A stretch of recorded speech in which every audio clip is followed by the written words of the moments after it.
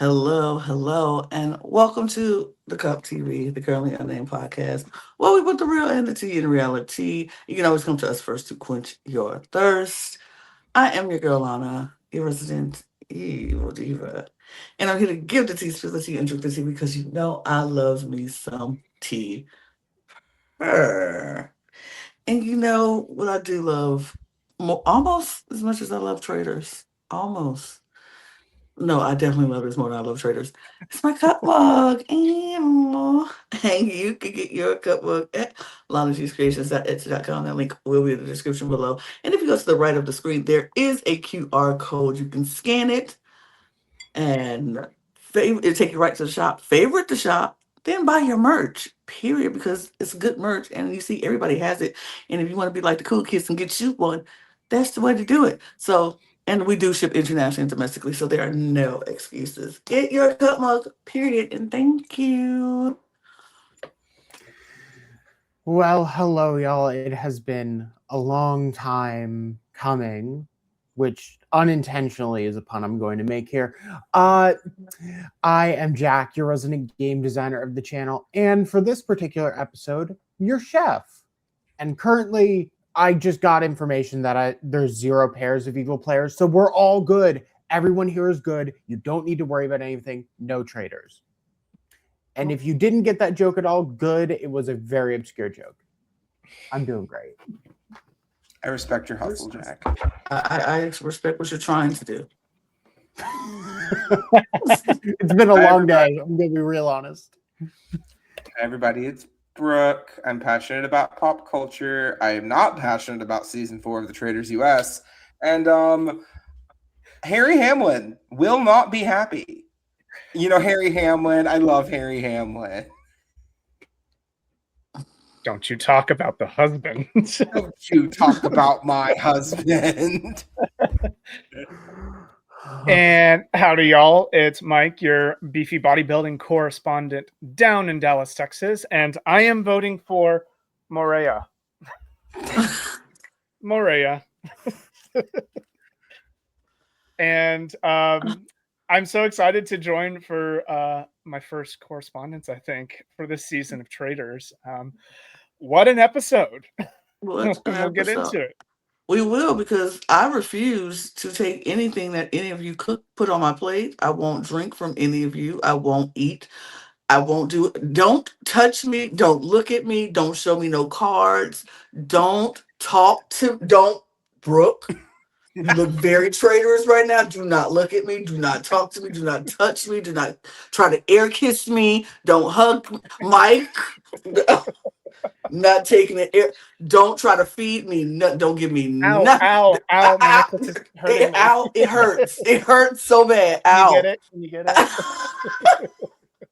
Y'all, this was the craziest of foolishness and tomfoolery that just happened. And we'll get into it because I was about to start going on a rant, but we'll get into it. But before we do, let's take care of the business. Please subscribe to this channel if you haven't done so already.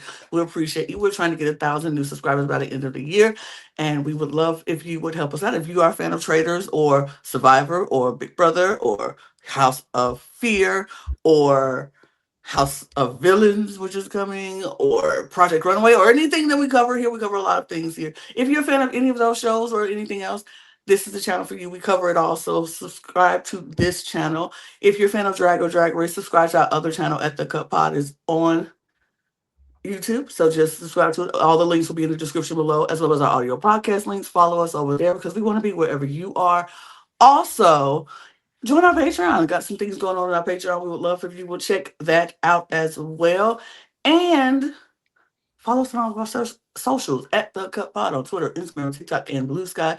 You can follow the 3 of us if you like. Right now, nobody's name is on the screen, just mine, because I'm very selfish that way, and I only want you to follow me. But that's not the case, because it's not about me. It's literally about all of us. So, yeah, I guess I don't have everybody's thing on here. We'll fix it at some point. Anyway, follow us at The Cup Pod, and then you can follow the rest of us later. There we go. I'm about to say, I know I did it. Just couldn't find out which one. Did you change your handle, or is it just wrong? for some reason, someone else has my exact handle. So in order to remove the TTB, I just swap the E to a Y because I'm now Old English. You're Jack Yay, Thy only Flop. Jack. We Thy love Flop. we love Old English Thy Flop. Now I'm Doing imagining it Alan just a Cumming saying V that. to thy. Jack Thy. Thy Flop. Jack Thy Flop. That would be. Jack, die flop. I really need you to get on Traitors now so he can call you Jack Thy Flop. That would be. Yeah. We're That's working that's on Alan it. the Cumming is entire also going to goal. compliment your hair. I know, right? So God, good. not the same. Anyway, Jack's going to so me. let's get. Look, yesterday it was a whole Survivor buff. Jack was like, "I'm not doing it. I'm having a bad hair day. Today hair's out, so it must be a better hair day." And I love that for you, Jack. But let's talk about this episode because, baby, what a wild and crazy turn of events that was going on in here. We left off with the buff, the banquet that was supposed to happen, and let me just start off by saying this: Alan Cumming, I have a bone to pick with you. I have a bone to pick with a lot of people, but Alan, you are at the top of my list because you got on national television and you hyped up an episode that was supposed to be carnage and the biggest thing, and it was going to be the greatest episode ever. And it was lackluster compared to what you said. Now, was it still a decent episode that I enjoyed watching it? Sure. But the hype, the buildup, the oh my God, you are never going to believe what's going to happen in this episode. I'm like, oh, it's gonna go down tonight. We saw in the previews of Tara and Natalie kind of fighting, but we didn't know if they were fighting or they were running to the fight or if it was some. But I was like, oh, if you got Tara Lipinski and Natalie Anderson going back and forth, then this is something, right? This has got to be something. And then this episode starts, and I'm like, okay, I'm ready for the fireworks. I'm ready for the foolishness. Yeah, the plane never fully lands. I'm still waiting for the fireworks. I'm still waiting for was it foolishness in some sorts? Yes. But it wasn't what they hyped it up to be, which infuriated me a little bit. I was like, I mean, I get you trying to do your job and hype up an episode because you want people to watch it. Sure, I get it. That's what you're supposed to do when you're on a press run. That's what you're supposed to do when you're doing press. You're supposed to hype up the show.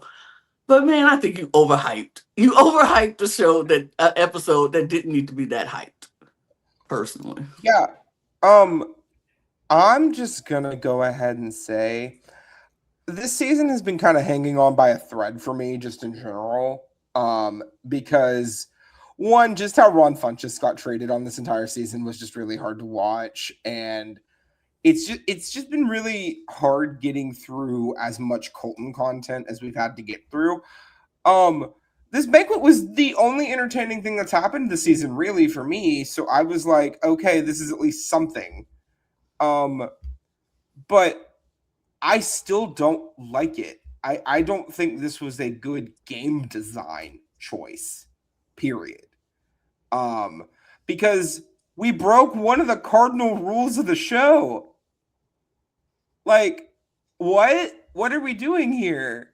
I don't want to get too much into the person who got banqueted yet, because I know we're going to talk about that a little bit more in detail. But the fact that they let somebody who was out of the game speak in a way without having them, like when they get banished, they get to talk, but it's very clear in their contract that they cannot talk about anything other than them being a traitor or not, right? Like that's it.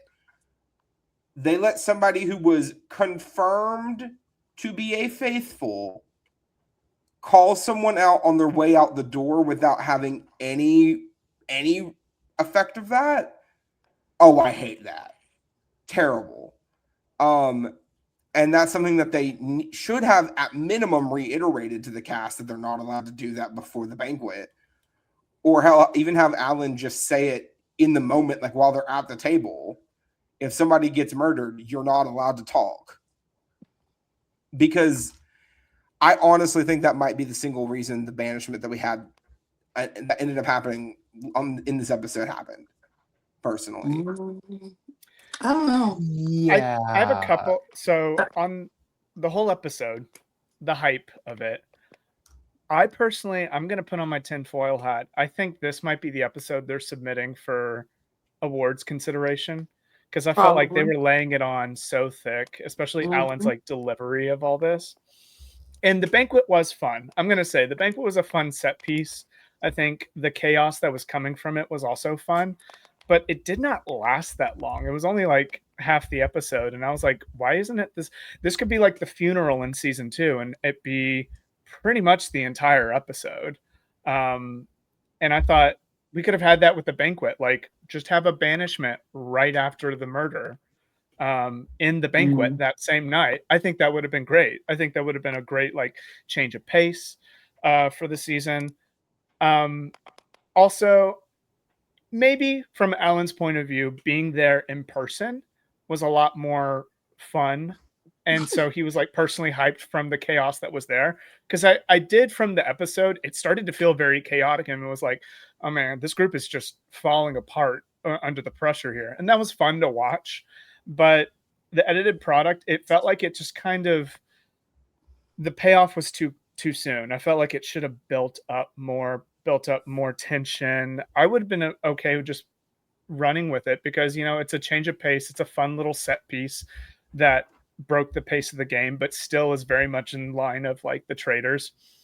And we'll talk about like the manner in which the murdered player left the game. I do have some issues as far as as a matter of principle, but with what happened, I think there are some mitigating circumstances that make it not as bad as it could have been, in my opinion. And we'll talk about that when we get to it. But I really like the episode. I think it was like a solid 8 out of 10 for me, but there's been some 10 out of 10 Traitors US episodes that are far better than this. I don't think Alan said this was the best in the entire franchise. No. And I mean, there is a reason in my mind why they didn't do an immediate banishment afterwards, because I agree that probably would have been a better idea. Unfortunately, they've already done a surprise banishment directly after a murder earlier in the season. So they can't do that twice. Even if it would feel different enough, it's still basically then you're just taking a whole game out of a whole day out of this game, which could be good for timing, honestly, because we've also had the no murder night. And then this, if tonight's twist had gone through, we essentially would have skipped a day's worth of murders. But I think simply they ended up writing themselves into a corner of what they could do with this banquet. And although it was a cute idea, it really just didn't land, at least in my mind, to where it could have been, where it was like, oh, okay, that's an interesting way to do something you've done multiple times every season at this point. There's not much more to say. Yeah. It was interesting, but let's get into the banquet, because they come into this banquet and everybody is taking this banquet as a good fashion show. And we had fashion who thought we were going to get on Traitors and be talking Project Runway? It was a runway show for, you know, everybody comes in their, I guess, their best, their royal best. Was it their best? I don't know if it was their best, because some of them.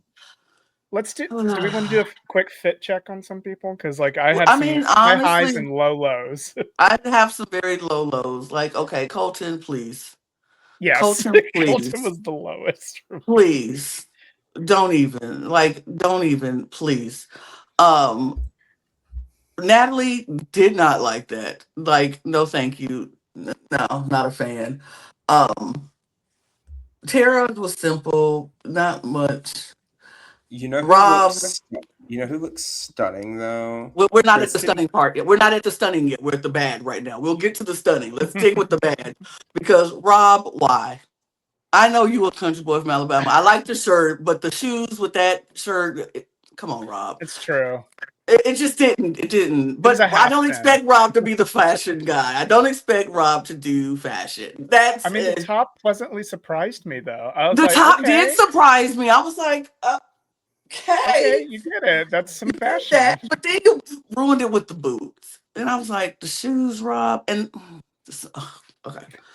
But I think now, okay, we're moving to the safe because I feel like everybody else was either safe or stunning. Because I felt like Eric was safe. That was fine. That blue suit was cute. It was That was in my fine. top, actually. I loved Really? the sparkliness This of the was blue suit. cute. I thought it was very eye-catching. I I thought actually had Steven. Jam Okay. in my bottoms. I did not like Jam Oh, Jams. it wasn't tailored well. That was Really? the jam jams for me. I think it's he does way too much like ostrich feather, like flowy, like feathery stuff, and I'm like, I've seen this aesthetic. I don't know. This is the part in Drag Race where they're like, we need to see a different More. silhouette, I need Jam something Jam. more. Well, we won't anymore, but No, but like I don't know. I felt like his wasn't tailored well, so it just did. It looked like it was falling off of him instead of he was rocking. But yeah, he was. Yeah, he was in the bad. But I felt like Eric was fine. Steven, surprisingly fine, really good. I like the gold and black. I was like, okay, work. I can work with that. I can rock with that. That was a safe but good, solid look. Wasn't mad at that. I thought Dorinda was meh. Dorinda was. It was high. It was high, I guess. I think she was the least best dressed housewife. Housewife. at the Oh, for table. sure. Oh, Yeah, for sure. but the Oh, for housewives sure. are an insanely high bar, so it's You're not like supposed to come with Ew. it. You're a housewife. We know why you're a housewife. You got money, honey. You can afford something that's just. I wanted to see what Stanberry would wear for this. I'm so sad she's gone. she probably did it on some platform. I could look it up. But I But think that we're Christy at the. Kish in Yes. that red. She was actually at the top of my list. Kristen Kish was at the top for me. She was the best dressed for me. Stunning, beyond because it fit her perfectly. The red was so stunning on her. She just looked like she was a walking $1,000,000 right there. Candace too. She was beautiful. Candace's She was headdress. fabulous. Headpiece. It reminded me of Akiria from Drag Race. Her little Yes. headdress that she's wearing during I think that was during the 6-way lip sync. It was. I remember during. I think she had it on during Queens Everywhere too, for some reason. If we're talking about the same headpiece, but yes, beautiful. That was just great. I thought Lisa looked great. I was like, give me Chic Pirate. Like, okay, I love it. That was fabulous. I'm not gonna lie, I did not get pirate. I got Sailor Boy. Oh, I got was Sailor Boy, but I loved it for that. I was like, I was like, you know what? And somehow it just works. It was giving very dandy, very my best dressed of the night. Oh, Johnny Weir too, by the way. Maria. Not Maria. Mora 8. I would agree with that. I think her and Kish ate it up tonight. And that hat piece? Yeah, and I think it's maybe like the metal pieces as well. I just have Zendaya's Dune premiere outfit in mind from Drag Race because that was referenced on there too. So I'm just partial to these like metal with fabric. I always think it looks really stunning when there's shape to it. Yeah, Maura kind of ate that up. When she walked in with that hat, I was like, girl, you are trying to win my heart because I love a good hat moment. And she ate that up. It was good. But not enough happening of a runway on Traitors. But I love chat. I love it. Like I said, it was fun to see everybody. The ones who were bad were bad. The ones who were great were great. It was what it was. But then everybody comes in looking fabulous or not. And Stephen decides to go like, oh, look at these cards over here. It's cards. And I got all our names and faces on it. And so for some reason, he just kept directing people to look at these cards. And I was like, you look real traitors for no reason. Because honestly, if I would, everybody's paranoid. Everybody's looking for a reason, and he's just handing him reasons on silver platters. It's like, hey, everybody, come look at these cards. Got our names on it. Hey, everybody, look at these cards, and everybody's like, why is Steven so interested in us looking at these cards? And then he's telling people to pull cards. I was just like, Steven, you're not helping yourself, but okay, I'm not gonna say nothing. Can I keep it a buck? This is the single most impressive move I have seen anyone play all season. I don't even think it was intentional, but the fact of the matter is this: Steven is getting to that point where he's like a very clear faithful to a lot of people, right? Which means the traitors are going to murder your face, and it doesn't matter what you do. So putting some suspicion on himself, I don't think this was his goal, but I think putting some suspicion on himself is a good thing for him because I don't think he's going to be banished anytime soon, realistically. But having a little bit of suspicion on him, so maybe the traitors are like, but his name's going around a bit versus XYZ whose name isn't going around. That's actually just really good for him. I did make note of that when he said, like, I don't think he intentionally got into that position, but I think once he was like, I have a little bit of stink on me and I want to just remain quiet and just keep that amount of stink because that's manageable at a round table. I'm not going to get banished for tarot cards that everybody was pulling from by the end of it. But I'm not going to get murdered because the traitors are like, well, there's potential. That's a potential banish target. And I think that is actually the perfect place to be, is like, don't be completely off the radar, but don't be so on the radar that people are like, oh, ew, you're a traitor. Get out of here. Kind of deal. Yeah, it 100% wasn't intentional because we see Steven react basically throughout the rest of the episode and is like, oh my God, wait, you think I'm a traitor? That's crazy. But I think clearly as producers in the confessional, we're like, so what did you think when people called you out for this? I think his gears slowly started to turn of like, oh, this is good. Oh, perfect. I'm just going to keep doing this. Now I can fade into the background again because like 3 or 4 other people are being screamed at and I can just like have a little bit of heat on me and that'll be okay. So we'll see how long that lasts, depending on. Yeah. But I think it's going to take him off the murder book for now, right? I agree. I agree that's with that. important for him. I think of the traitors that are left after this episode, Steven is like a really high number for both of them, honestly. Mm-hmm. Yeah. Because I feel like he's been on every short list of like when Donna left. After Donna left, I think he was been on the top of the heads for the traitors. Like he's always a possibility. Somebody who we could possibly just get rid of and it'll be no blood on our hands. Now I think that's a little bit more okay, maybe not, because somebody's going to start looking at him. I don't know what's going to happen. We'll talk about it. But banquet is going on. People are eating. They're getting their food. They're talking. They're complimenting everyone. Lisa is on her mission now. She has to get someone to touch this amulet that she's wearing in order to have the murder go off in plain sight. And she's trying to figure out who she's going to do that to, who's going to be the person. And she narrowed it down to Natalie, Kristen, or Jam Jam. And I was like, okay, interesting. Because she knew she couldn't do Colton because Colton just accused her at the round table and it would be too obvious for her. So she's like, as much as I want it to be Colton, it can't be Colton right now. And so she narrowed it down to those 3. And I'm like, who did she get? Like when they did it and they, I didn't know who she ended up getting. But she did what she had to do. She picked her victim. She got the person to touch the amulet. And I was like, did she do it? We didn't know until she confirmed it with Candace in that slick, sly way that they were like, oh, how you feeling today? And she's like, oh, feeling successful. I'm feeling great. I'm like, oh, she did it. She did it, period. Love to see it. So who getting murdered?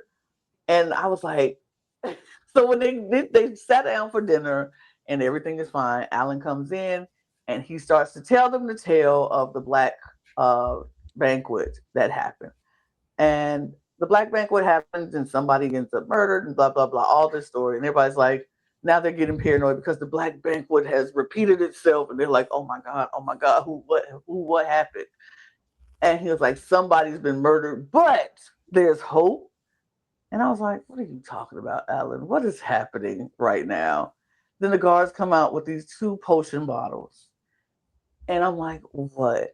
So now even the traders are like, what the heck is going on here? What are we doing right now? And somebody has hope. If the person who was framed for murder or who gets murdered drinks this potion, this antidote, the murder will not happen. But it's only 2 of them, and the right person had to pick the potion. And so they had to decide. And it was like, okay, how's this gonna play out? So Natalie is immediate like, what just happened? So somebody said, who drank something? Who took something? Did anybody give anybody a drink? Anybody give them some food? And that is like, Stephen gave me a piece of meat off the carving table. He carved the meat, and Steve was like, yeah, but I carved the meat for a few people. And Mark is like, it's not the food. And so then it's like all hell breaks loose because now everybody's like accusing everybody of everything. Well, he gave me this and she gave me that, and she did this and he did that, and everybody wants the potion. People are like, oh, well, what is it? What is it? Natalie is standing firm. She wants the potion. She does not feel safe. She feels like it was the food that was put on her plate is what caused her to be murdered. And she wants the potion.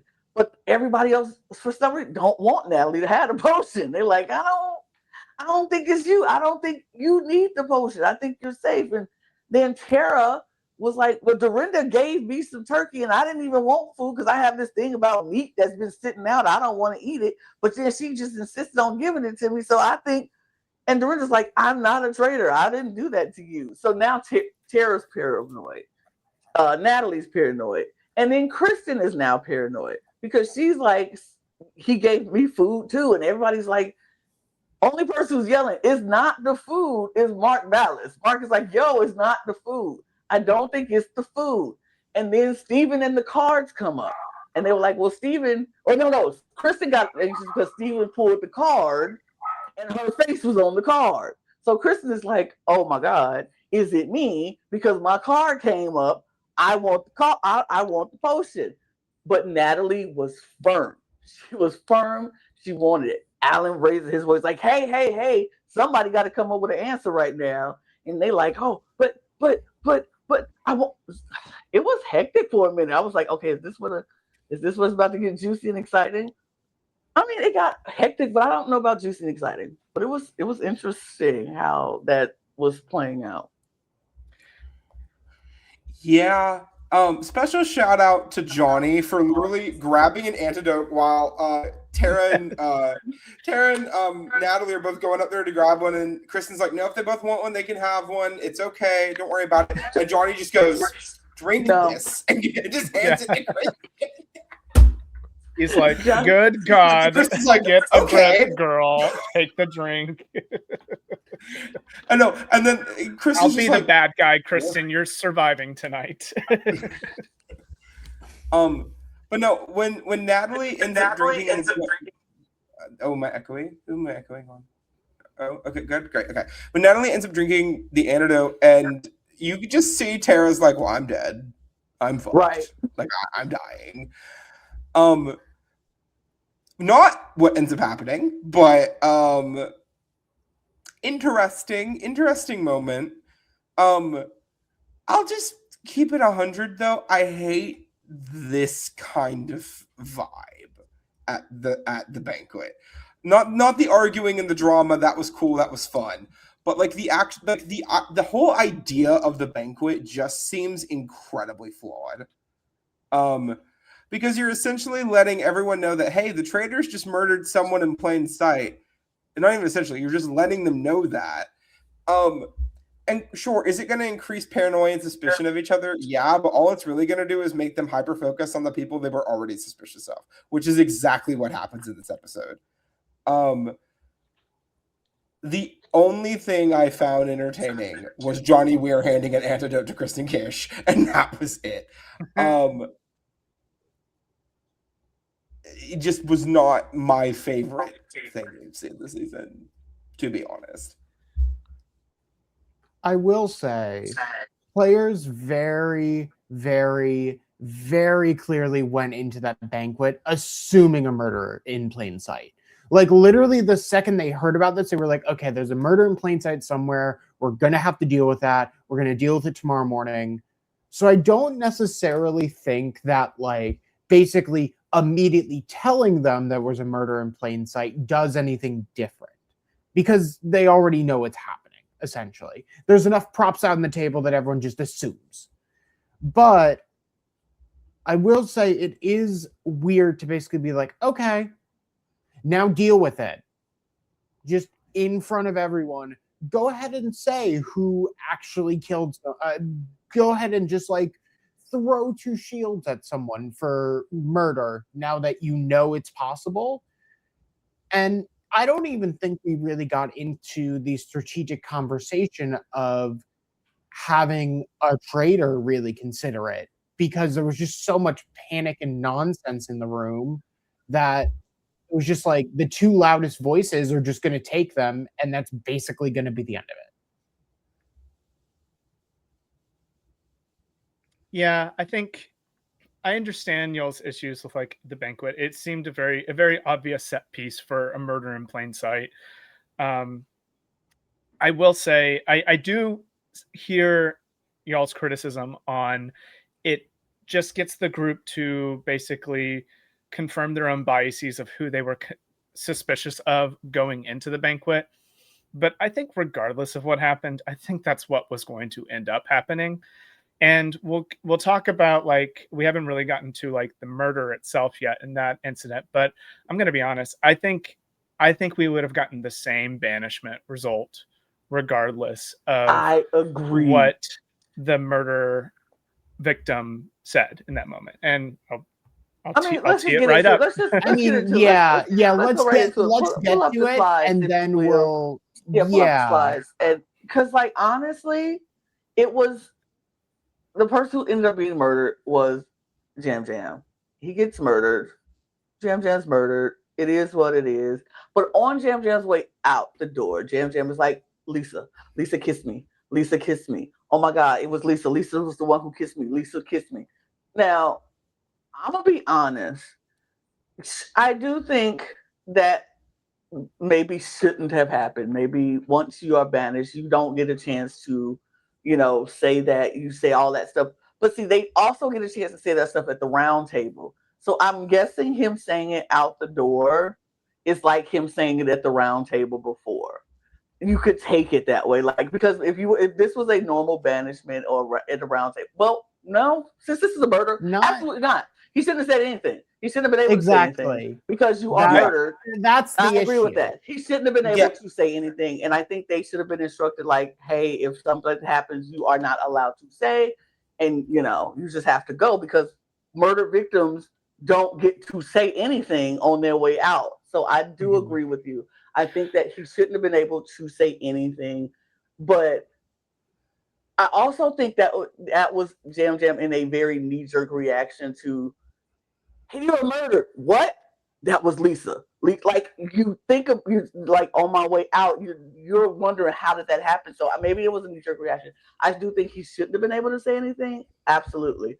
But him saying, Lisa kissed me, I don't think that would have stopped what happened later. Yeah. If we go be honest. Because I feel like it was already heat on her anyway. And I think she got votes last week, and because of who was going after her. And I think with the information, when we talk about the round table, how it presented itself, I don't think it would have changed anything. I just think it just made people feel like, okay, more. Like they kind of knew she was on everybody's short list, but she was never like, but I think that just pushed it more to the top. I kind of agree with you. Sorry. I was saying, I kind of agree with you, Lana, on this. I do agree on principle. If you've been murdered, I mean, we're cosplaying that you've been like actually murdered from the castle. That's the point of the thing. You've been poisoned. You're dead and out of the game. How can you speak while you are now dead? Like, I think and there's a reason for that, because like I think the strength of like the traitors being a traitor is that you get to, in the dead of night with no response from the victim, you get to murder someone because maybe, you know, you have that anonymity of like, there's that shroud of like uncertainty for everybody left in the game. And when that's just pulled away, that's not fair. I will say, Lisa got by the skin of her teeth in the last banishment. So I think she was a prime target going into this one.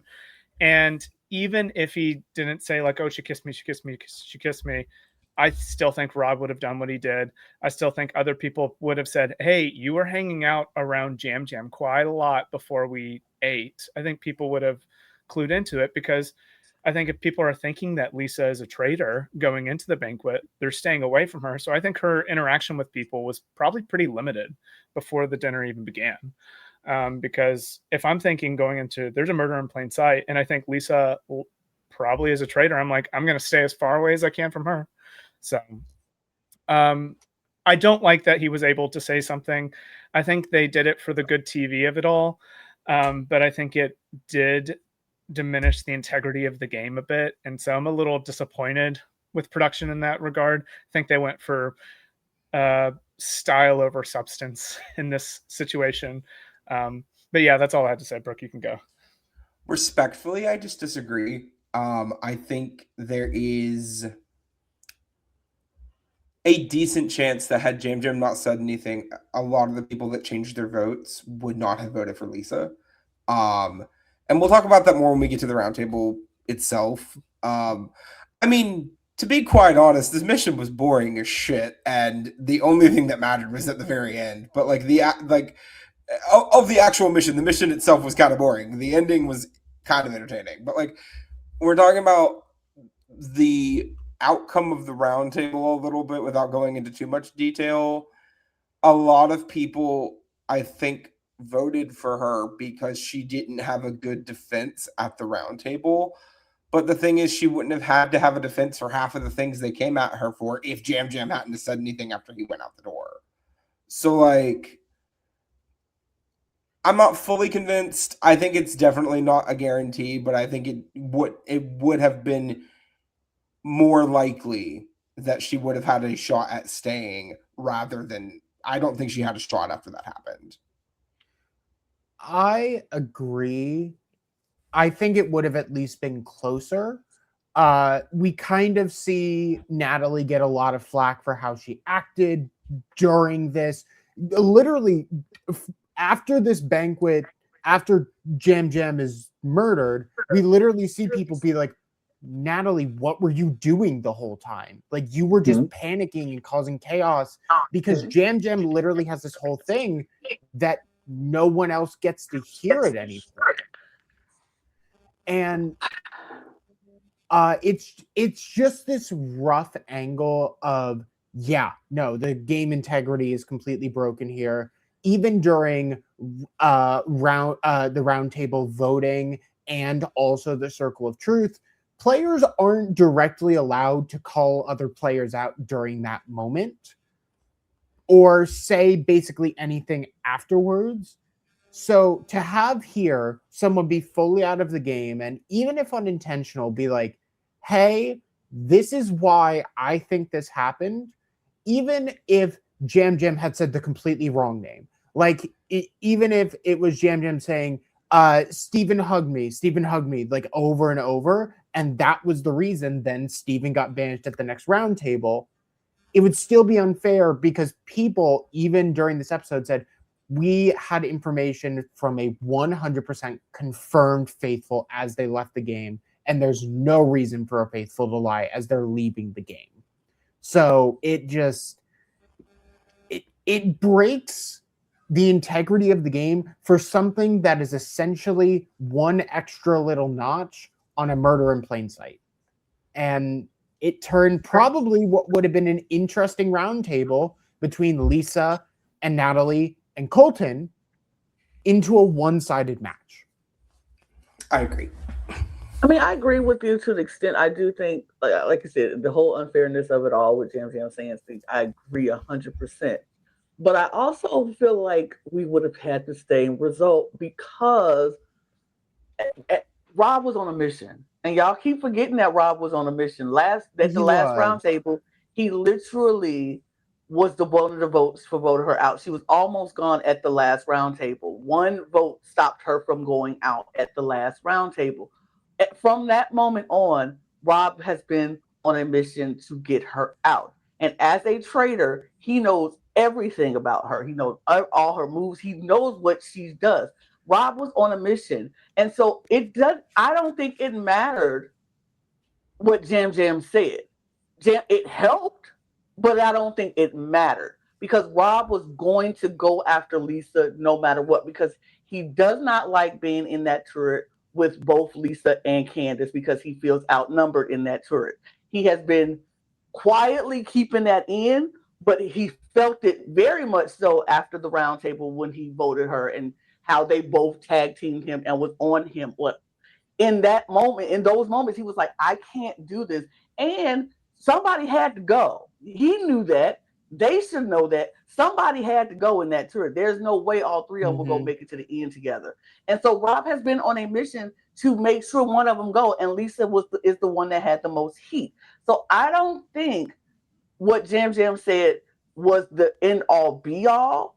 It definitely helped the case, but it wasn't the end all be all. Like that wasn't the reason why people changed their mind, because people got in there and was still, after all that, was still going for Natalie. It was what said and how it was presented. And I think we need to put all that respect on Rob's name, because that man has been on a mission to get her out of there because he knew somebody had to go and he didn't want it to be him.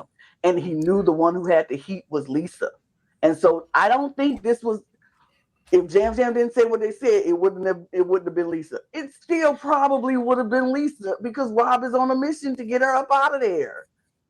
It's not that it wouldn't have been Lisa. It's just that it would have been a more fair fight between Lisa and Rob at this roundtable. Because I agree. I get that. I agree with that. I think it's about a 60% chance if Jam doesn't have the opportunity to speak after this murder that Lisa goes. I still think likely. But the fact of the matter is a lot of the people that voted for Lisa at the roundtable were convinced, because what reason would Jam have to lie? Jam is out. Jam is not part of the game anymore. He's dead, right? And when Rob brought that up, I think that's when you see like Johnny, people like Steven, both of them switched their vote when both of them were planning on voting for Natalie. So I'm not saying that Rob would not have been able to get her out. I still think Lisa probably would go, but not having that extra piece to flip a couple more votes to like cement it would have made the roundtable, one, it would have made the roundtable better, but two, it would have given Lisa the opportunity to possibly fight back against these circumstances, because she really didn't have a shot at this point. She should have just murdered Colton and got with. I agree. I think it solidified her banishment, but I don't know. I think there has to be some blame put at Lisa and Candace's feet of like, they were pretty naive thinking that this was a team game in the turret. I think they conflated their undying loyalty to each other with undying loyalty from Rob to them, and thinking, okay, we're a team, we're always going to be together and everything.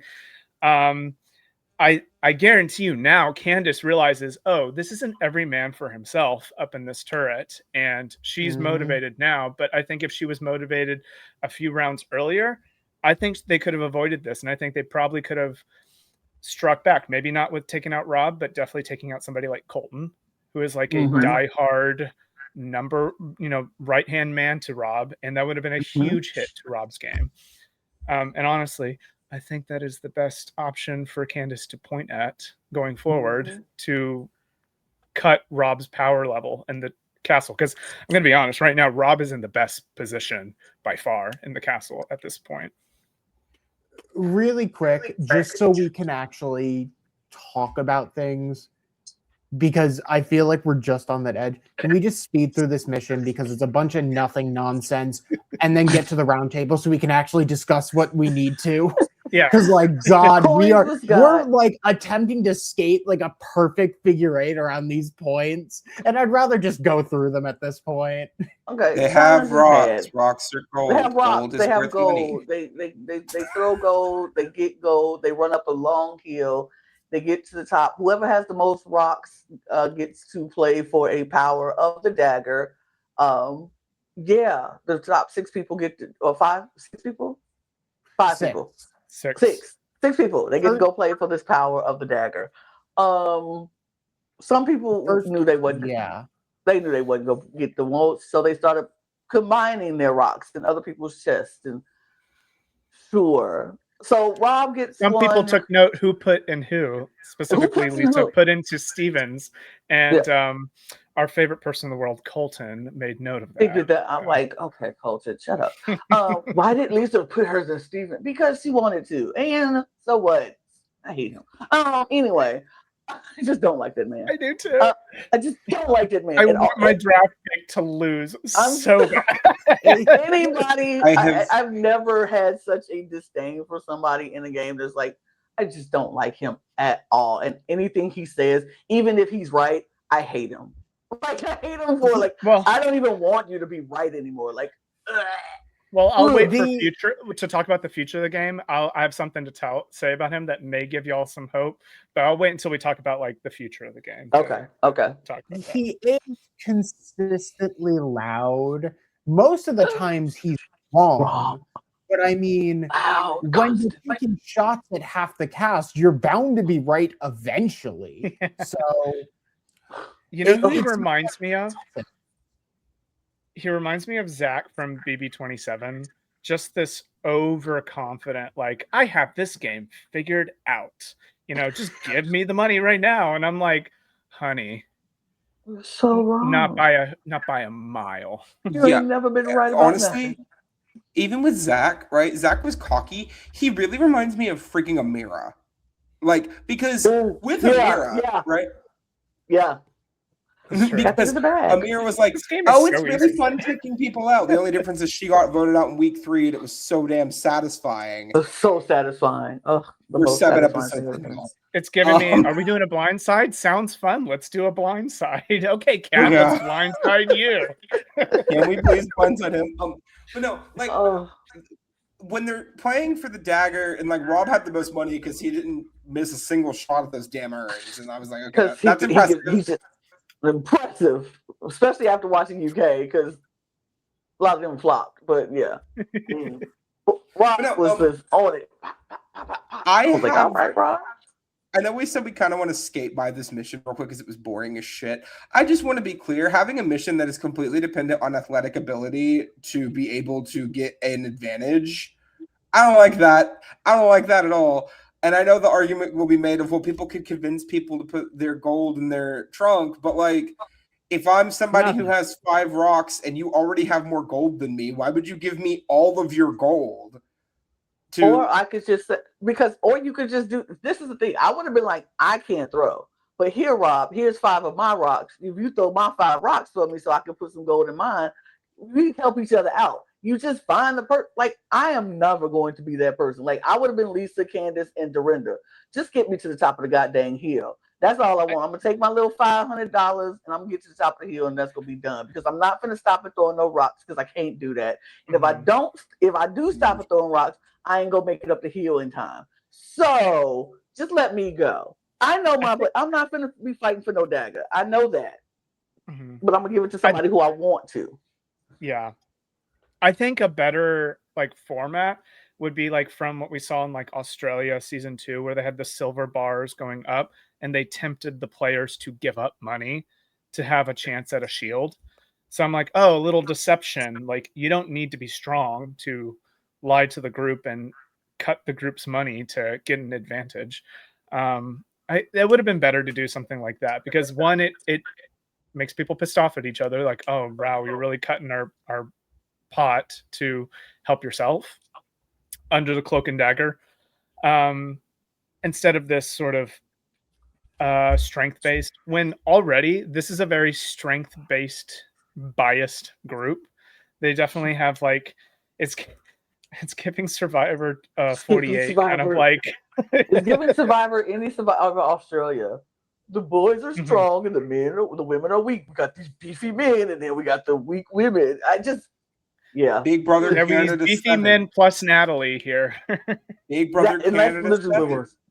Yeah. That's literally what this was. And when they get to the 6 and it's all the guys and Natalie, I'm like, can I It's be 100% unsurprising. honest? I honestly do not think that Rob actually read Natalie. I think he played the game of, out of these 5 people, who would be the absolute worst person to have the dagger, and that's who I'm going to pick. Because I'll be 100, Stephen Coletti looked 10 times shiftier in that moment than Natalie did. I Not even to 100% mention disagree. him saying Natalie wouldn't look him in the eye. She looked him dead in the face, and she has lied to hundreds of people across her reality TV tenure. I'm gonna be so for real with you right now. Watching it, I was sitting there watching, and I was like, okay, not Eric, Mark a little bit, Steven a little suspect, Colton. Even if Colton had it, I don't know if Rob would take it from Colton. Yeah. When it got to Natalie, I was like, Natalie, I felt she was lying. The first thing she was like, I was like, wait a minute, Natalie. I would have taken it from Natalie too. Not because I wanted to take it from Natalie, but because she was the most shiftiest standing up there and her eyes was shifted. She was swallowing. And I'm like, So when she took it and it wasn't, I was like, I would have said she was lying too. And I was shocked because I'm like, if anybody go lie and get away with it, it's gonna be Natalie. I'm gonna say it's now. I would put my money on Natalie, and I don't even have it, but I would put money on Natalie. I'm like, Natalie's gonna be the one that lied. But when they showed her, and I don't know if it was the edit or what they were trying to, but to me, from what we saw, I was like, Natalie's lying. Natalie got it. Yeah, it just felt that way to me. I think Rob has shown that he's really good at making the decisions. Natalie was not giving off strong vibes of like, I obviously don't have it, I'm good. And also it was the best decision to take it from her, because let's say that Natalie is actually the problem, or like Natalie comes up in a future round. Now Natalie knows that she can't cross Rob because Rob can randomly double his vote. So she's going to have to do a lot more to double his vote now. And I mean, I think that ultimately this is like the start of, like, this is just continuing to see Rob playing this game as a dumb faithful really well, just simply playing it really, really strong. So I think he kind of weighed both options. I will say, though, I do think, I don't know if the other players are going to catch up on this, but if you are a traitor and we don't know, just theoretically, we're saying we don't know who has the dagger out of the group, reasonably, traitors will start murdering the people in that dagger 6 group. And if people aren't dying in that dagger 6 group, then I'm going to start saying like, someone in there is suspect. Like there's a traitor among that group. So this is going to be very interesting, this dagger group that formed from this episode. This is the most interesting thing that happened from this challenge, was this impromptu alliance. True. What I'm shocked about, though, is that the way they're doing this dagger. Like, this dagger is good for 4 episodes, which I'm like, huh.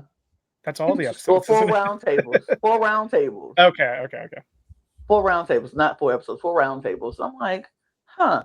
Because in UK it was you had to use it in that next episode. You had to use the dagger. And so I was like, oh, okay, interesting new twist to that.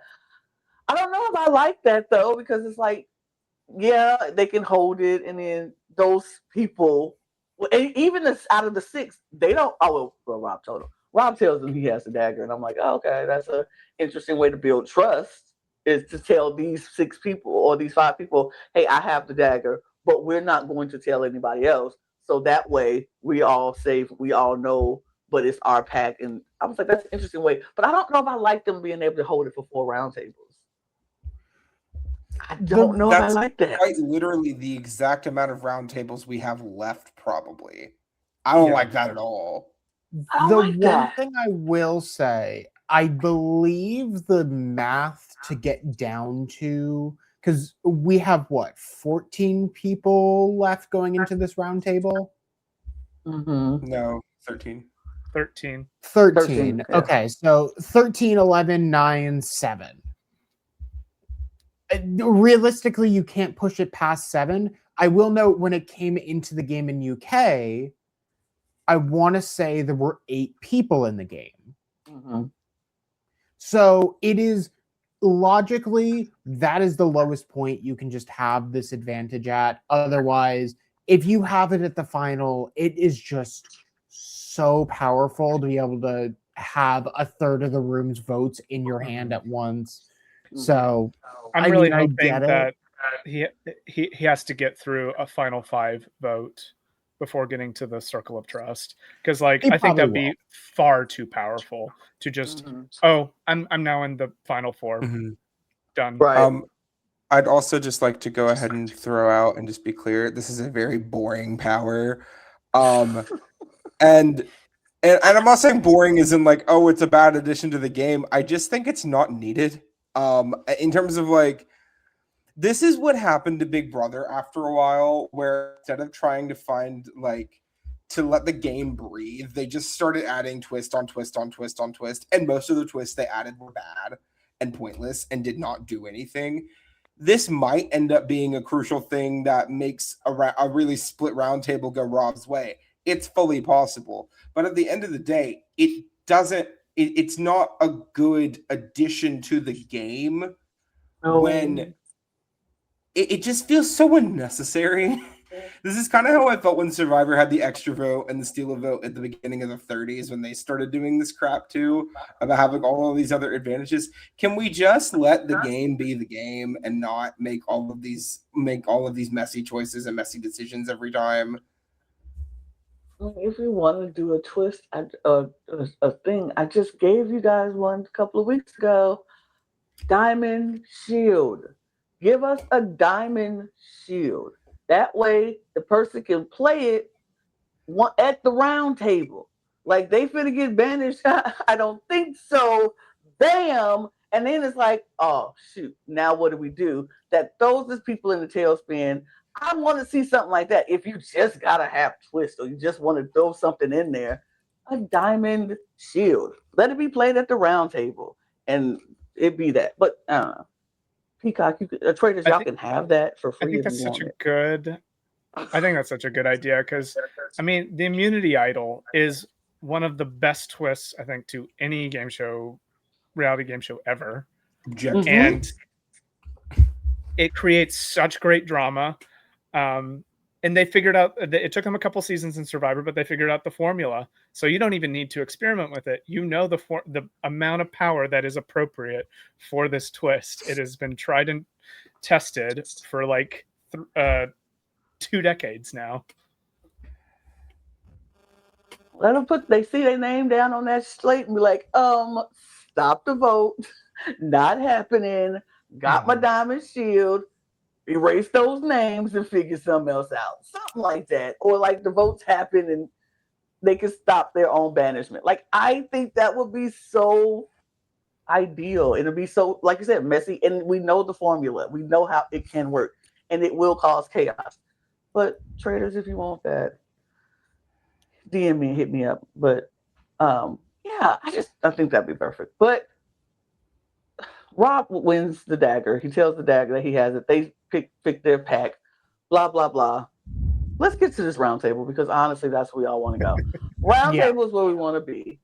Round table happens, and oh my god! Because before the round table, people are like Natalie. They are on Natalie, and Natalie has a conversation in the library with Lisa and Tara, and where she makes a slip up and like when we murdered, And Tara heard it, and Lisa heard it, and Lisa was going to pounce on that. She pounced directly on that. Was like, I did hear that, and she said when we murdered, and then but she did say that and then corrected when we banished. She did correct herself and like we banished. But Lisa was all on it. And Lisa was telling everybody who she could tell. She said when we murdered. So people were like, oh, that's evidence right there on, it's damning. We don't know what to do with are you going to bring it up? Lisa's like, of course I'm going to bring it up. So, and of course she does, which she should bring it up at the round table because she knows she is under fire as well.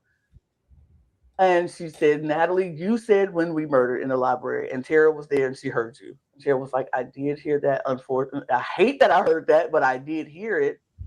And this is what I love about Natalie Anderson. And this is why I love Natalie Anderson, because Natalie said one thing and I was like, snap, mama. She said, when Natalie Anderson is angry, that's when Natalie Anderson is at her best. And I think she totally did that at this round table. She kind of ate up her response to Lisa because she was like, when you said this, she was like, well, I feel like I might have said it. I don't remember saying it. But for everybody who has never slipped up in this game, I say kudos to you. But I'm not saying I didn't say it. I just said I don't remember saying it. But you don't care if I'm a faithful. When she said that, I was like, ooh. She's like, you never cared that I'm a faithful. And Lisa was like, what? I don't think Lisa was ready for this. And she started stammering. And she was like, what? She was like, you could care less if I'm faithful because the only reason you're bringing this up and the only reason you're doing this is because it's between me and you you want to stay.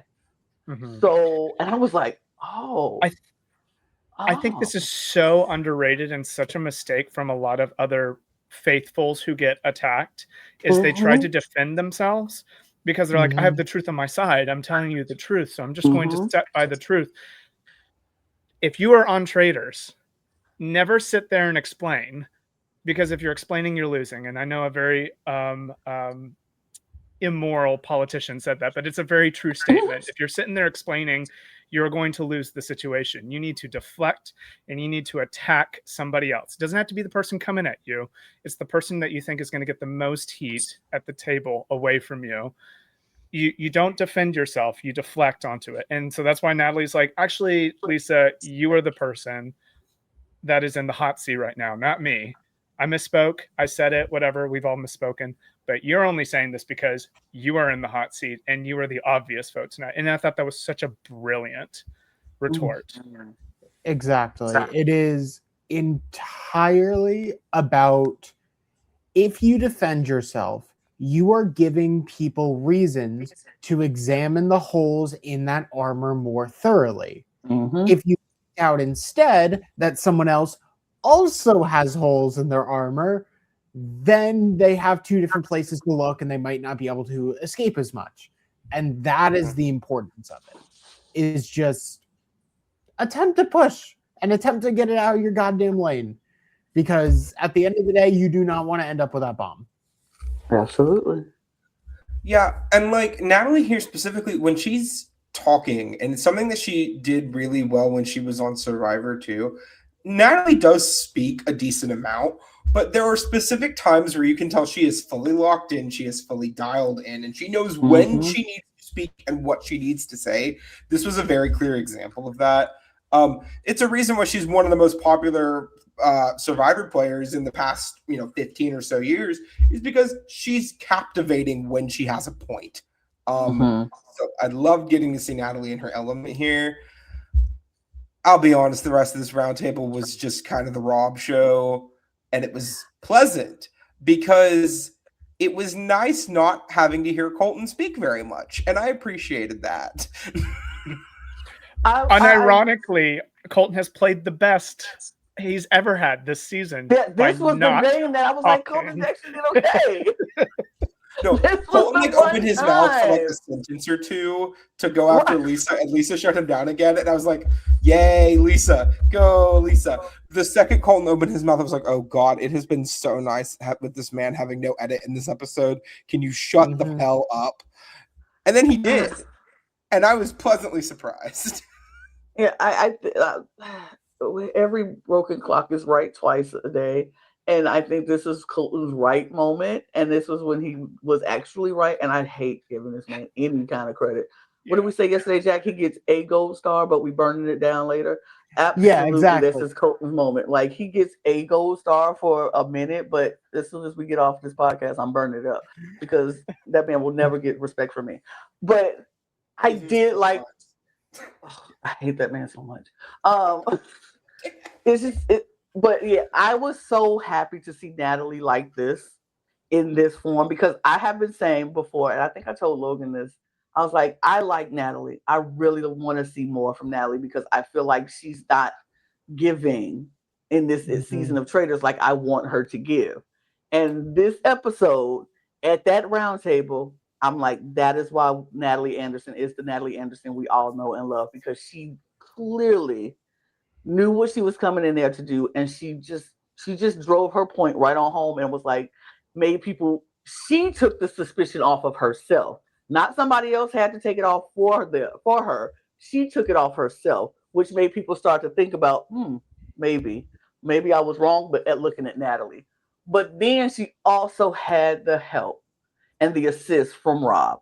And I am going to give Rob all the flowers in this episode, at this round table. Because Rob did what he needed to do because he knew he could not have Lisa come back into that turret with him. He knew him and he couldn't do it. He couldn't have Lisa and Candace back in there with him. So he did what he had to do. And I was like, is he going to use his dagger this time? I don't think he needs to, but let's see how this works. And when he went in and was giving facts on facts on facts about Lisa, and then when he put the nail in the coffin, even though it sucks because we said it just took away the principle of the game, him reminding everybody what Jam Jam said was the nail in the coffin. Because I think a lot of people completely just let that slide until he brought it up in the way that he did. He was like, Jam Jam was the only person in this game who I knew was 100% faithful, and he didn't need to lie on the way out the door. So obviously, Lisa did something. And everybody was talking about the kiss and the kiss and the kiss and the kiss and the air kiss versus the real kiss and all of that stuff. And it, to a lot of people who don't know what's happening, it could be a little like scrambled brains. Like, okay, well, did he, did she not, did he, did blah, blah, blah. But the way Rob drove it home, I was like, period. You made your point. You did what you had to do. And you could see him changing the lives of people. Now, Rob gets all the respect for that, but I do know there was one flaw in what Rob did at that round table. His one mistake was aligning himself so closely to Colton, where he literally said bar for bar why he voted for Lisa. And because Colton was like, she's iconic, she's a legend, blah, blah, blah. And for Rob to go right behind him and say the same thing, because now it looks like they lockstep with each other, and people already got some heat on Colton, people already assuming that Colton is a traitor. So for him to go lockstep, bar for what Colton said, I was like, that was Rob's one mistake at this round table. Because what he didn't have to do was put his cards and show how close him and Colton are. He just painted. He already has Colton. Like this. He has already painted that him and Colton are like this. And it was unnecessary to do in that moment because he still needs to hold a little bit of distance from Colton. Even if Colton is your boy. I don't care if my bestie is at the table. You still have to have a little bit of distance, especially you, Rob, knowing you're a traitor and who's not. You have to hold a little bit of distance. So, because people are coming for him. They're coming for Colton. And if they're coming for Colton, where do you think they look next? His bestie. Yeah. So I think that was his one thing that I was like, ooh, Rob, you were doing so good up until that moment.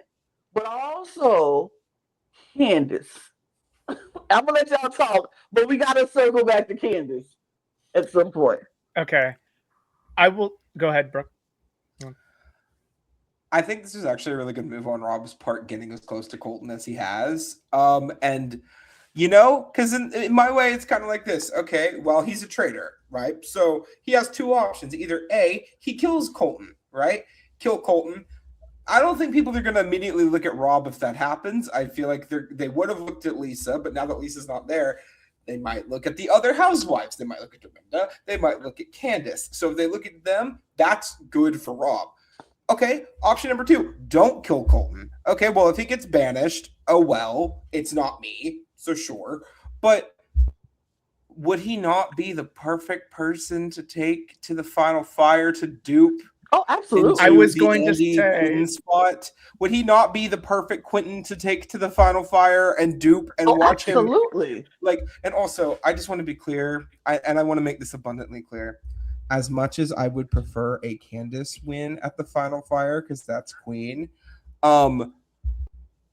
if I see a final 2 at the fire of Rob Roush and Colton Underwood, and I get to watch Rob tell Colton that he is a traitor. oh my I would god. do a backflip and I don't even know how to do one. Oh my Yeah. gosh. It would be, at this point, event television, just knowing what's about to happen and going, yeah. Like, you know that gif of Lana, you know that gif of Big E with the popcorn? I'm just like, It's like that one meme who's like, Oh my! It was that Michael Jackson and Thriller.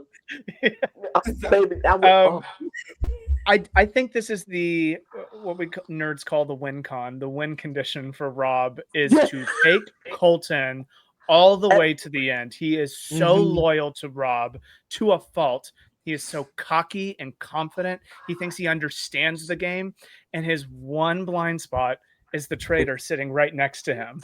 And I think that is, I think Rob recognizes this. He's like, I cannot ever lose Colton. I think that's why he's trying to protect him so hard. It's because this guy will end the game if I'm next to him. And if that happens, I mean, I want Candace to win. She's on my draft team, so that means I would win the draft after a horrible start. That would be amazing. But your Rob was not as horrible as mine. But all right, hey, you both were doing great, but you both have a great dream left on your team. Yes. It's a win-win. Like a Candace win, amazing. She's mother. She's one of my favorite housewives. If Rob wins, and it's because Colton is such a doofus at the end, such a dumbass, like injected into my veins. Okay, let me get one thing very clear though. I would rather Colton not be at the end because I just don't like that man. But if he's at the end, knowingly losing because he's standing next to Rob or Candace at this point, give it to me in spades. Like I'll eat it up, and I'll eat it up. But like, if I have to vomit my way through the rest of the season because Colton is there to the end, then sure, as long as he loses. I just can't. I can't have him be the Dylan Efron of this season. I can't have him be there at the end and win as a faithful. It just will. It will vex my soul if that man wins as a faithful. See, here's the thing. Is that Colton really, you could tell he wanted to be the Dylan Efron of this season. Really and did. Then Rob just waltzes in and just takes it from him. And I love that for us. But Candace, because when they were going in on Lisa, Candace and Dorinda, of course, are defending Lisa. They just, of course, they're housewives. That's what housewives do. They defend each other. I really wanted Candace to not do that, but she's a housewife. She's doing what she does, and that's what they do. I feel mixed feelings about her vote. Because I feel like it could work out for her, but then I can feel like it could turn into something that I don't want it to turn in for her. On one hand, she voted for Rob. Her voting for Rob, I feel like it tethered them together for a couple of reasons. Because if Rob goes after Candace with the same vigor that he went after Lisa, people go start looking at Rob. Possibly. Like, is this traitor on traitor? Especially if Candace goes out and she's traitor. And they're like, then how were you so sure? But because of the biases of these people in this castle, I think they will let that fly. and because they love Rob, I think they will let that fly. Now, I think one person who might not let it fly is Johnny Weir, but Mm-hmm. Johnny is getting a lot more vocal these days, and he's getting a lot more persuasive, and he's swaying some people. So I don't know. I don't know. But on the other side, I feel like her doing that, this castle is going to be split right down the middle. It's going to be split. It's already starting to split. And I think it's going to splinter on Team Rob, Team Candace.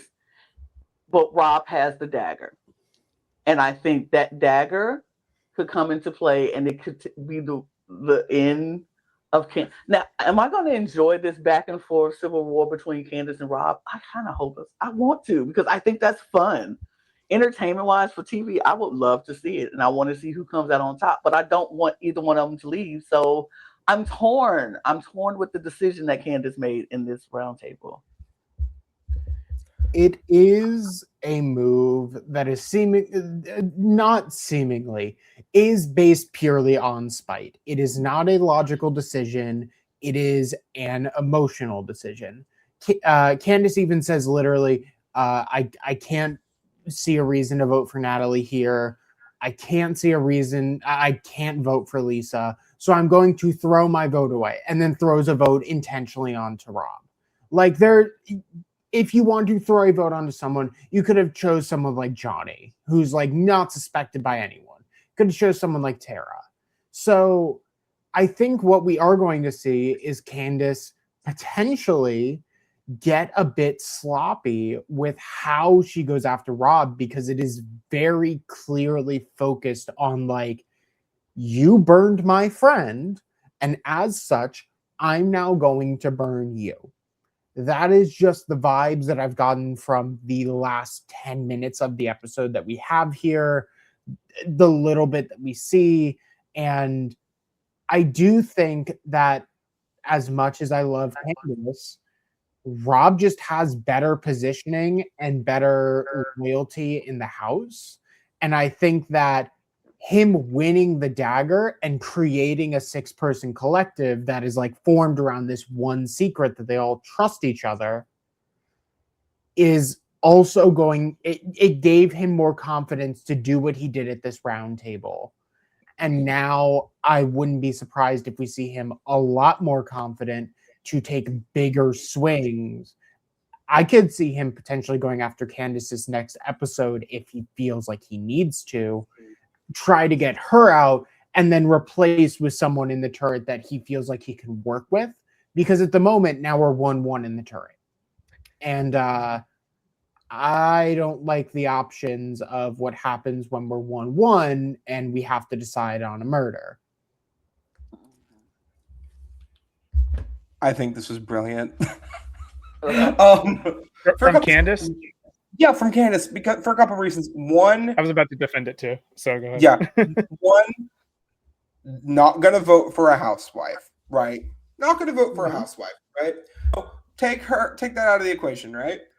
But then she doesn't vote for Natalie either, which would have been like the default response if she wanted to try to protect Lisa, right?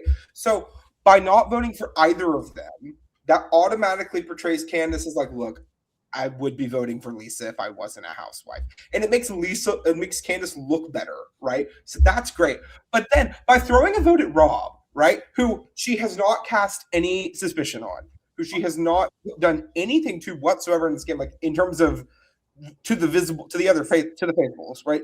They don't have any reason to go against each other, really, right? But she also specifically calls it a burn vote, right? She doesn't say, I think you're a traitor, I have suspicions on you. No, she says, I just cast a burn vote because I don't believe it's Natalie. And she says she doesn't believe it's Lisa, but I think the room kind of knew that it was, I don't want to vote for a fellow housewife. So I think by throwing a vote on Rob, Rob's going to be pissy about it. But at the end of the day, she goes, look, why does it matter? No one cares, right? No one is going to look at Candace sideways for throwing a random vote on Rob. Oppositely, when you look at what Dorinda did, right? She gets into an argument with Mora at the round table for just a second. We don't get to see a lot of it, right? But then by voting for Mariah, because that's what she wrote. Who's Mariah? Who's Mariah? By voting for Mora, now it puts them into competition with each other, right? And it's going to make it, Dorinda now is going after Mora. I don't know if Mora is going to fight back here, but knowing Mora, she probably will, right? So Mora and Dorinda are going to go after each other now, versus if Candace and Rob get into the turret and she's like, look, I literally called it a burn vote. This doesn't put any suspicion on you whatsoever. It doesn't put any suspicion on me whatsoever. We can either, Rob can not hear that and they can go after each other, or Candace can just keep playing the game and not deal with Rob.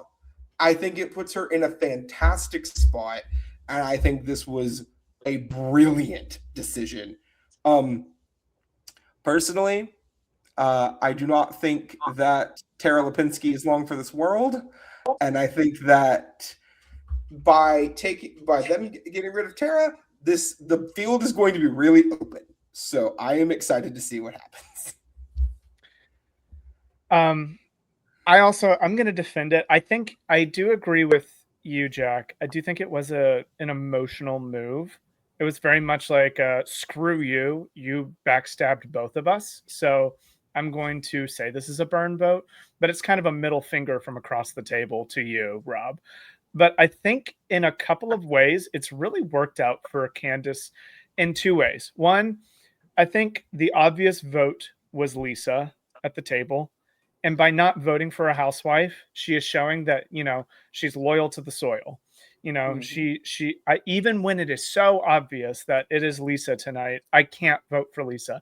And Dorinda throwing her vote elsewhere just proves that point of like, housewives will not turn on housewives. And Lisa is the one exception to that. I think that kind of shows her loyalty, her level of loyalty. So people are going to be willing to trust her because it's tried and true. Like, hey, if I have your back, I have your back. Also, in not voting for Natalie, I think Natalie was very thankful for that. I think there was a small scene where Natalie like personally thanked Candace for not voting for her. And I'm going to tell you, we know Natalie. She is not loyal to this Dagger 6. If it behooves her to go elsewhere, she will break that trust like that. So I think it just remains to be seen where she feels more safe in the numbers going forward. I don't think that Tara's going to get murdered because Tara and Candace were holding hands literally out of the round table. So I don't think that's a number that's potential. I don't even know who's the murder target is going to be. Hopefully it's not somebody like, honestly, for Candace's sake, she doesn't know this, but she should probably keep Steven alive because the unleashed bulldog that is Colton is going to go running around creating a mess for Rob going after Steven next week. And I think that's going to be a huge issue for Rob going forward. I honestly think Rob is like tethering himself to Colton, and that might be a liability going forward because Colton is just this uncontrollable whirling dervish, like this maelstrom that just goes through the house whenever he feels like it. So I think Candace has options here. I think Rob is definitely in the best position going forward, but I do not count Candace out. I think there's a lot of moving parts here. I think Colton going after Steven, that's going to be a problem for Rob next week. I also think Natalie Anderson is not loyal to no one. So this Dagger 6, she's like, I could give a fuck about it if it doesn't get me to the end. So I think she would betray it if it behooves her like that. I think she sees this is a numbers game. And if she's personally thanking Candace for changing her vote and not going for the obvious other person at the table getting votes, I think that says something. I think, was it the best thing Candace ever could have done in the world? Probably not. But I think not voting for Lisa probably was what I think as a housewife, your hands are kind of tied. You're kind of damned if you do, damned if you don't in this position. And I think Candace made lemonade with the situation. Absolutely. Interesting thing to mention about the Dagger 6, by the way. They're now half the field, right? The 6 of them are now half of the people left in the game. If I'm Candace, right, I don't know about this I don't know about this direct alliance, but you know about the pack because Steven told everybody about it. So if it's me, I'm going after one of them. Clearly, it's not going to be able. You're not going to be able to get Colton out. There's now sass on Steven that you know about. I think Mark Ballas could be an interesting choice to get murdered here. It wouldn't shock me. I don't think Rob is going to stick his neck out for Mark in the same way that he would Colton or even Steven in this case. I could see it being Mark. The only reason I think it might be Tara is because Tara was the other person who voted for Natalie. So there is that world where maybe Rob is going to be like, if we're cutting anybody out of this alliance, it's going to be Natalie. Maybe let's put a little bit more suspicion on Natalie by killing Tara.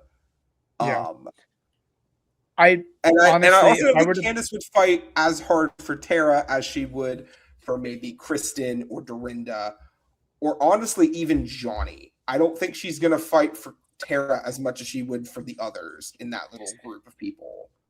See, the thing is, I think with Candace, she knows what her numbers are. She has Johnny and Kristen 100%. And with Johnny, I think you have Tara 100%, no matter where you go.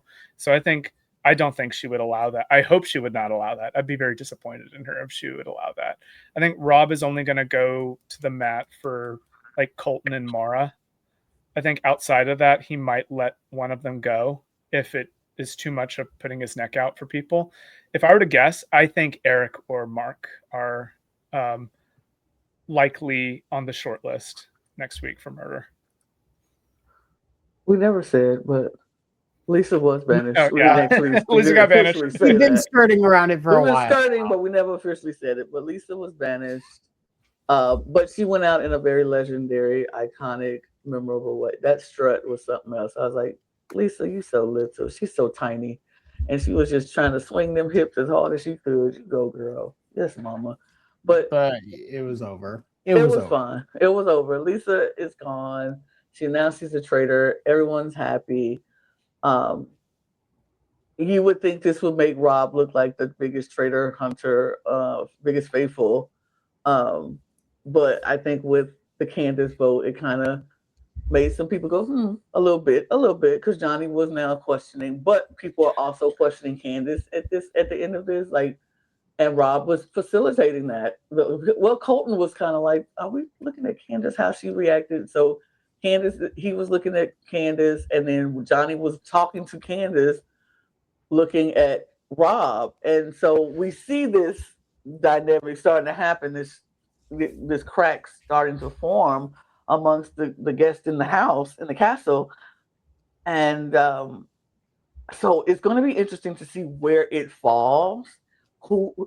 If it comes down to Rob versus Candace, because I really think they should get in that turn and be like, listen, Rob needs to be like, listen, I had to do that because one of us had to get caught. Somebody had to, there was no way we could win this game with all three of us and nobody catching a traitor. Like, there was no way this was going to happen. They were bloodthirsty, and we knew the one person who had the most heat on us out of the three of us was Lisa. We had to cut her loose. He has to convince Candace that what he did was for the group and it was the best decision for the traitors, for the two of them to go to the end. He has to convince her. I don't know if he's going to, because Candace is very an emotional player. She's more like, you wrong me, I'm mad. I'm mad about it, and I will never forgive you. I don't know if he can do it, but in my personal opinion, I think that's what he needs to do. He has to convince Candace that that he wants to go to the end with her, and the two of them split the money. Now, I don't know if he's going to be able to convince her, though. Look, Candace is the type to hold a grudge to the ends of the earth. Yep. On Housewives. She brings up, like, half a decade later, when a housewife threw a butter knife to the floor, she literally says, "You threw a knife at me," like 5 years later. Like, she is, hell hath no fury like a woman scorned here. And that's Candace in this moment. It'll be interesting to see what they say. what happens to that turret. I'm excited for this turret. I will say this season of the Traitors is not looking like it's going to end the best, but I'm hopeful that this next episode will bring some quality drama. That's just where I'm at. Okay. Oh, and also while we're here, because I think this happened after last week's episode got filmed, I just want to be clear. Peacock, you all put out a statement over the weekend that I would like to quickly touch on, and I know we this is something that we haven't really touched on. Period. Peacock put out a statement basically saying, "Don't bully and harass the players." Okay, sure. Where was this statement last year when people were going after Daniel Reyes? Where was this statement the year before when people were going after Parvati and Phaedra? And honestly, where was this season one? Yeah, because it didn't really happen to Suri, but it certainly happened to a couple of other people on that season. People were going after Michael on season 1. People were going after Reza a little bit. People were going after Brandy. People were going after Kate a little bit. Like, it happened to a lot of different people over the past 3 seasons, okay? Now, I'm not going to tell you all not to say something about it this season, because the people that are getting the largest chunk of online negativity are people that you all should not have cast in the first place. Let's just be blunt, okay? Because the 2 people that have gotten the most pushback from the fans this season are Michael and Colton. Let's just call it a spade, okay? So you all putting this statement out when the 2 straight cis white men who were both problematic as hell and shouldn't have been on this cast in the first place are the ones getting harassed, when you have let countless women, prominently women of color mostly from season 2 and season 3, get harassed and attacked by the fan base over those 2 seasons. Mm-hmm. Bullshit. Mm-hmm. Absolute total bullshit. So I respect the idea that we shouldn't bully and harass anyone. Let's just say that. We shouldn't bully and harass anyone. But the timing of this statement makes you look performative as shit, 1, and 2, it makes you look problematic as fuck, Peacock. This is not Peacock's first time doing stupid stuff like this. Mm-hmm. I'm going to let's call this out, because they did the same stuff with Love Island. They don't put out no statements when the 2 black women on the show are getting harassed and has racist comments and things coming for them. But as soon as it's one of their darlings who just happens to not be black, now it's too much. We shouldn't do this. We shouldn't do hate. That's not right. Now, do I think anybody deserves hate? Absolutely not. Do we do bullying or whatever? No, I don't think so. But your timing, Peacock, is very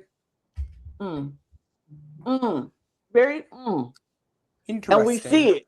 It's very interesting, and we all see it, but you still act like we... Okay. They act like we're stupid. They act like we don't understand what the fuck is going on. Like, I don't understand how we can look at this season and not see it as, at minimum, tarnished by their presence. You want to blame us, the fans, for how we feel about these people, but you're not looking at yourselves when the casting choices that you made. Because guess what? If they weren't there, we wouldn't even have this too much. It would be something else. Your casting choices are what's causing this.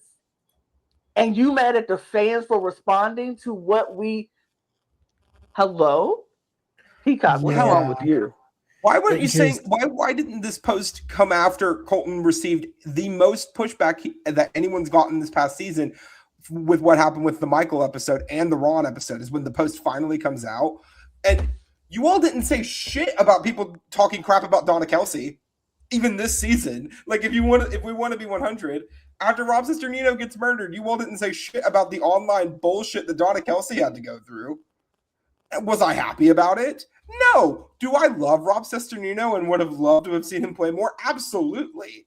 But Donna was playing the damn game, and you all didn't say a damn thing when everybody was going after her and saying she made all these terrible moves and calling her a bunch of bullshit that she did not need to hear or see, because she did nothing wrong on a personal level to deserve any of this bullshit. But when we're talking about a fucking stalker and one of the worst people I have ever seen on the internet in my life. 2 stalkers. I was separating the two, but yes. They're both stalkers. They're both awful. They both suck. Okay, let's just be blunt. And then you decide to post it? Fuck that. You want us to feel bad for 2 stalkers, but we don't feel bad for their victim? Yeah. It's a very interesting situation to just put out there. And it does just show their ass fully on who they think needs support and who they will probably cast for future season, and if they need to, who they will give support during there. And that's why we block Peacock on Twitter. This just reminds me a lot of when The Masked Singer casted Rudy Giuliani. Because I want to be clear. As much as I am not a fan of Michael Rappaport, I don't recall his stalking allegations. I don't like Colton under any circumstances. There is not there is a difference between casting Rudy Giuliani, right? But it just reminds me a lot of that, where it felt like they were doing it for the media stuff and they're doing it for the clicks. They didn't need to do that. Traitors has been one of the most successful reality shows on TV for a couple years now. Won multiple Emmys. You all had a wealth of people that you could have picked from. Hell, even from the Bachelor universe, you had so many other people that you could have picked that were not problematic as fuck. And you could have cast anybody to fill the Michael role. I don't care who you were casting for that. You all brought this on yourselves. And you're trying to make us feel bad when you've let countless other cast members go through this bullshit for years now. It shouldn't happen in the first place, but you all have really interesting timing. Let's just put it that way. Yeah, I agree. It's a poor casting choice. And I'm not as down on the season as you are, Brooke, but I think the cast, despite all this, is doing a lot of heavy lifting from the other portions, which are really, really high highs for me. I think there's a lot of great points in this cast. It sucks that there's a lot of 2 notable weak points, but I think besides that, and a boot list that's not amazing. That I'm fine with, because I came in kind of expecting the gamers to pay an invoice for gamer domination from the first 3 seasons. So I kind of knew that, but like the more problematic aspects have been kind of icky on this season, and I'm just hoping that, Peacock has more care for their contestants. It seems like in general, I don't know, from personal interviews that I've seen, people do enjoy working with Peacock, but when it comes to fan reception and everything, maybe that's a blind spot that they really need to work on in the future here. And I don't even think it's out of care for the contestants. I think it's the people who are getting the hate are probably the noisiest ones to Peacock themselves, being like, oh, look at what's happening. It's kind of the squeaky wheel gets the grease kind of deal here. Well, I think they saw that casting Tom Sandoval actually turned out better than they expected, right? And I think they took the wrong lesson from that, which is we don't like Tom Sandoval because he's a cheater, right? There's a line of people that we don't. There's a tolerance line. They took a step up that they didn't need to. Tom Sandoval is not the scum of the earth. Right. He's a cheating scumbag, but he's not a morally reprehensible. Do it to me. I mean, he's morally reprehensible in one specific area of his life. But it's not Go ahead. I'm sorry. It's that thing of he cheated on one person. We didn't like it. He people cheat all the time. That's gross. He didn't physically hurt Ariana Madix. He didn't stalk her. He didn't do reprehensible things. It was just he cheated. It's low, but it's not the end of the world. It's not like damn that man to hell because he did that. But and Ariana is thriving anyway. And she's thriving. She's she can care less about him. But Colton, okay, gross. I just feel like the people who he violated do not need to see him just thriving and living his best life on national television. He can live his life off camera and just, As a do husband, that. he has a kid. He can focus on that. Kid, go do that. Just live that life. She does not have to be like, oh, I can't. What if she liked Traitors? What if Traitors was one of her favorite shows? Now she can't even watch this season. You tainted the whole season for that woman, and that's gross. But too much time on him. I don't want to talk about him. Let's quickly do the draft because honestly, Yes. the draft is more important than that man. Jack finally lost another one, and in the wait a minute, why is Jam Jam not covered? That's because he's actually still in the game, and you can't prove otherwise. I prove it out. That's why he was able to speak. He's not really dead. I don't know why Jam Jam wasn't covered, but Jam Jam is gone. Lisa is gone, so Jack has lost Jam Jam. Logan has lost Lisa. Still Brook being in the lead with the most people in the game to this point. But I don't the thing think is, next week. I think I'm losing. I'm saying, just like looking at this board here, who actually has the best shot to take it? Lana. Lana. Yeah. Hey, if And Candace wins the Civil War, I think Candace is jumping into that first spot. So I'm gonna. Candace has to win the Civil War. She has to win the Civil War, which I wouldn't be that mad at it. If I go out because Candace just beats Rob in the Civil War, it is what it is. I'm like, okay, well then, there we go. I'm not mad to see a Black woman succeed and thrive any place, anytime. But what makes me smile the most is that every single person on that who you see represented was like, I don't want Rob. Who wants a Rob? What's a Rob? We don't like Rob. And I said, you're sleeping on Rob. Everybody is sleeping on Rob. And I was right. And I will take that. Even if I lose, I will take that moment to know that I was right about Rob and everybody else was wrong. And yep, period. I'm very excited. I would have taken him over to Render or Colton. I mean, there was no way I was picking either of those people.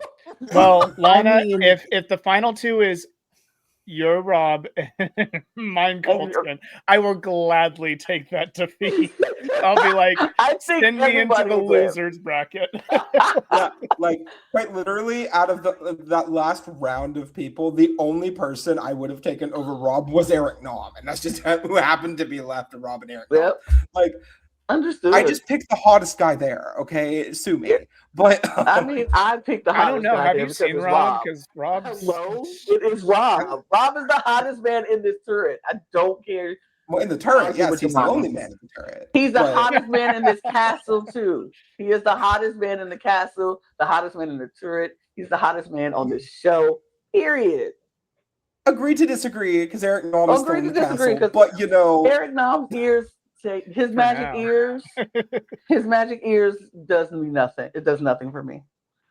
But Rob, they're both handsome men. We want them to be there long time, so we can ogle them more and more. Who do you all think is getting murdered tomorrow on the next episode? I'm curious.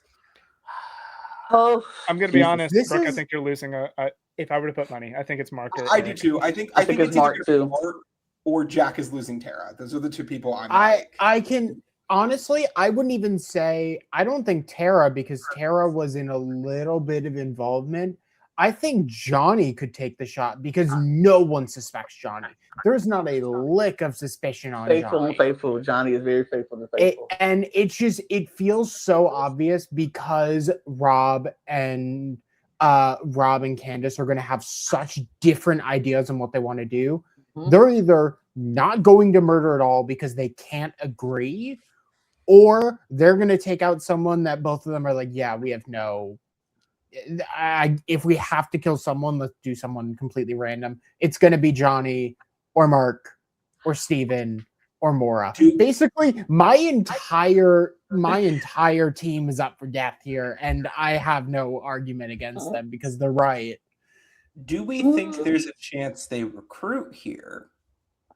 No. I don't think it's going to be like last year where Danielle's like, I want to bring in Brittany, and Carolyn's like, screw you, I want to bring in Gabby, and they're like, and Danielle's like, screw you, like Right, I'm not 'cause- doing that. Like, I could Who would see Candace bring is in going to Laurel? try and bring in Dorinda.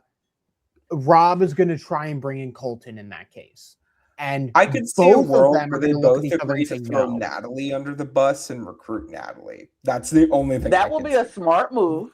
That would work, actually. That's the only That thing I would be a could see is they smart both move to do. throw Natalie under the bus and recruit Natalie. Other than It would that, have to, but Candace might not want to because She's that's close. that's a member of the Dagger Six. So I don't know if she would Yeah. sign Yeah. on to that. Well, yeah, because then if they just say, okay, well, there's the Traitor and the Dagger Six, and the rest of the Dagger Six start to fall, I feel like there's not going to be much other recourse for it. Well, I guess we'll just have to wait till next week to find out what's going to happen and who's going to be murdered, who's going to be banished. And yeah, we'll be back. You can just take this off the screen. It's depressing to see my one lonely L still up there. I'm just but you're depressed. gonna win, so it's But fine. I win, so that's fine. But it's still depressing. But yes, we will be back. We'll see who gets murdered, who gets banished. We'll do all of that next week. And we appreciate you joining us. We really do. Thank you so much. And if you haven't subscribed, please do so. Subscribe on the way out. Hit the like, all the likes, the shares, all the things. If you hit that thumbs down button, hit it twice. That's the best way to do it. And then follow us on all of our other channels. All the links will be in the description below, as well as our audio podcast links. Join our Patreon. Follow us on all of our socials at The Cup Pod on Twitter, Instagram, TikTok, and Blue Sky. You can follow the four of us if you'd like. And don't forget to get your merch at lanagcreations.etsy.com. Hit that QR code that's been up there on this entire time. Hit it, scan it, favorite it, love it, and get your merch. And on that note, we're going to get out of here and do more Traitors things. You just stick around and watch my videos because we got plenty on here. So we will see y'all next time. And cheers, everybody. Cheers. Uh,